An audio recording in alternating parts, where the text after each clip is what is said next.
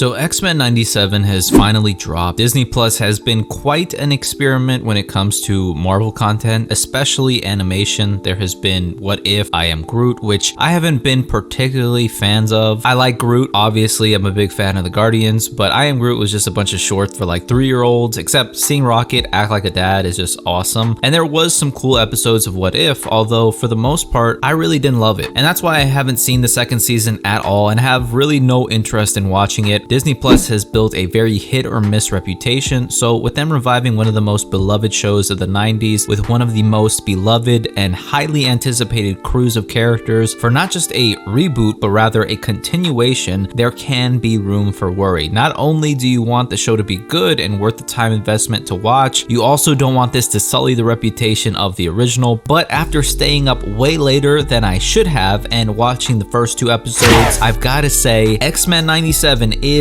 fucking awesome. So this past Wednesday we got a 2-episode drop. The first episode establishes what would seem like the next group of antagonists, which would be the Friends of Humanity, which they were mostly in the X-Force and X-Factor comics. They're just like an anti-mutant group. They were in the original X-Men show mainly in season 2, and now they're back and have kidnapped a young Robert DaCosta, which is, Sunspot. So this is when we get a little glimpse of what would be known as pure sauce. We have Storm break through and try to give everybody an out. Her and Bishop get incapacitated pretty quickly, but it was honestly just so great to finally hear Allison Seeley Smith as Storm again. Then the moment I knew this show was going to be absolute gas came, and that is the entrance of Cyclops, one of the most shitted on characters outside of the comics for the general audience. Before I started reading X-Men comics, and especially due to the early 2000s Fox movies, which I grew up on, which I still love, but they really set a generation's perspective on Cyclops and Scott Summers. Like, he was just getting bitched constantly in all those movies, and then of course Fox wasn't doing shit with him in Apocalypse or Dark Phoenix. So especially when I really started reading X-Men comics, and especially as I try to catch up now with the older stuff for the purposes of the show and the X-Men coming to the MCU very soon, but also just for the entertainment, of course, I found the sentiment that I had been hearing for so long of Cyclops being fucking awesome to be more and more true. And apparently the show creators did as well, because the way they put respect on Cyclops' name in just this first scene was enough to bring back his aura completely. Okay, the animation and action was so clean, the way they're having him use his powers even as a mode to enhance his mobility, as he uses it to move across the floor, to build momentum in a dash, or even as an accessory to a flurry of combos. That's Kane sauce right there, okay? Letting you know Cyclops is a bad motherfucker. But that's just the tip of the iceberg, okay? With the rest of the episode essentially being about the crew trying to track down Bolivar Trask, the creator of the Sentinels and the Master Mold, which is just a greater Sentinel with the ability to create more Sentinels. Friends of Humanity has Sentinel tech, so they need to find Trask to put a stop to this, while throughout the episode they deal with the death of Professor Xavier, Scott and Jean wanting to move away from the team to raise their child. It addresses Rogue's desire for physical connection, and also ties in the lore from episode 10 of season 5, with them visiting Gyrick in jail after he hit Professor X with some weird ass TV remote ray, essentially killing him, until Lilandra, a she-arc, shows up and gives us some vague hope he could be coming back. This whole scene exemplifies who Scott is, just being the kind of balance between Professor X and Magneto, of trying to uphold Professor X's more peaceful values, more ethical values, but still protect mutants by any means when he gets Jean to read his mind to find the location of Trask, which goddamn, the animation went absolutely off in this scene. And then literally less than a minute later, it happens again when a Sentinel attacks the jet mid-air and Scott decapitates it. And then while everybody else had flyers to help them to the ground, Scott does what only a mofo who moves like lasagna does, and shoots a beam to slow down the impact of his fall to the ground. That's just again an inordinate amount of sauce being applied to this character, which you love to see. We get the whole team fighting the Sentinels, and everyone gets a chance to contribute and show off their powers, but especially Storm here, okay? Her entrance here, her Omega level acknowledgement, the animation was just beautiful, okay? The sand turning into glass, the line delivery, the explosions like fireworks in the night. My cup runneth over with sauce with this show. They ultimately dismantled the Master Mold with the quickness. It was kind of funny how light work it was. And just before Scott was going to announce he and Jean were leaving the team, enter Magneto with the last will and testament of Xavier, being that everything is now his. By the end of the episode, in that like little cliffhanger, I was hooked. The dialogue is super compelling. There is allegorical stuff that can be quite on the nose, but there's so so much like real ass shit that you just can't help but get invested. You feel Scott's conflict with him wanting to uphold Xavier's vision and stay with the X-Men, but being afraid of letting go of the only things he's ever known for his family that he's just about to start. The dynamic between the team feels so fleshed out like an actual family, almost as if they had 5 seasons prior to do that. But also, I'd say just for the large portion of individuals who aren't 90s kids all grown up watching this show, it was pretty good as an introduction as well. Episode 2, we see Magneto has changed his ways by rescuing an actual human child, and then pulling up or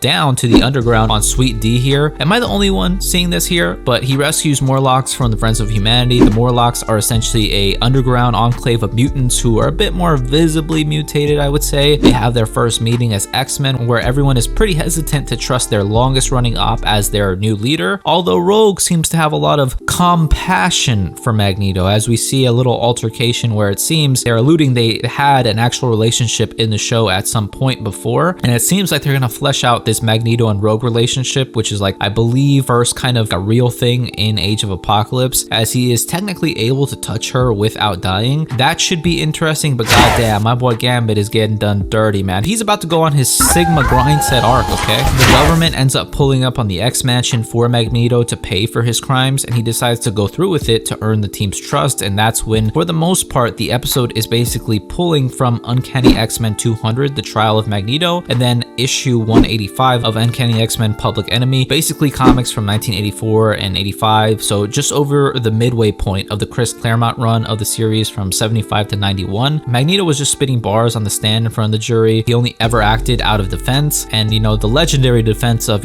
how he was built different, but this gets disrupted by Executioner, the scarred man from the first episode, with a bunch of the Friends of Humanity members set to ambush the trial, and he's strapped with an anti-mutant rifle, and he does show off his hands at first though, and this man is not playing around, especially since the last time we saw him. He goes on a little bit of a rant here, which people are all hyped up about on Twitter. They're all yapping about, and I think that's just a testament, no matter which way you look at it, how compelling the writing is. We get Morph, who is essentially our vehicle to get looks at the other X-Men characters we love without having to shift the direction of the story. The long and short of it is that Executioner ends up taking a shot meant for Magneto, but hits Storm instead, removing her powers. This causes Magneto to go Master of Magnetism mode and take Executioner and the Judge to orbit, and lets them know, like, I could totally fuck y'all up right now, but I'm choosing not to. I'm choosing to try to keep the legacy of my homie alive. I'm trying to be better. You don't gotta like us, but understand we share this world, so don't fuck with us and don't make me act up. And I just love the little lines like, don't make me let you down, while he's holding them miles above Earth. Or Cyclops with the whole, I'm keeping an eye on you. Like, there's something so compelling about a villain trying to do good. So what they're choosing to do with Magneto here is just working great in my opinion already. Storm finds out the effects are permanent, and this would reflect the Public Enemy storyline, in which this happens when the government is trying to find Rogue, and they have this prototype gun made by Forge before he joined the X-Men that can zap mutant powers.